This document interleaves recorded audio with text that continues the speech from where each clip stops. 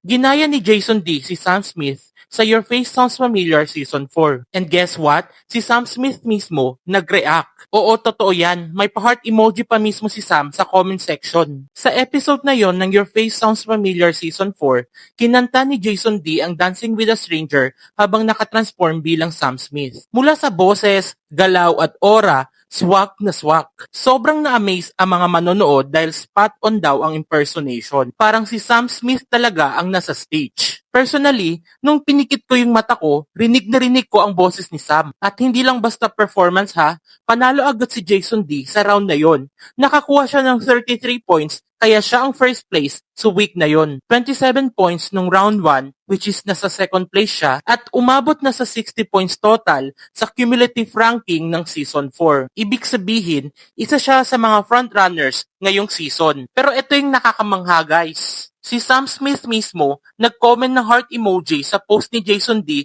sa Instagram. So most likely, nakita ni Sam Smith yung video. Syempre, kilig na kilig si Jason D. Sabi niya, Are you kidding me? Wow. Hello. OMG. sino ba naman ang hindi mas starstruck kung idol mo mismo nag-comment sa post mo? This moment feels like a full circle experience para kay Jason D. Kasi idol niya talaga si Sam Smith. Kaya nung siya mismo ang ginaya niya sa primetime TV, tapos nag-react pa si Sam, parang destiny talaga. Kayo guys, isa ba kayo sa mga namangha sa performance ni Jason D?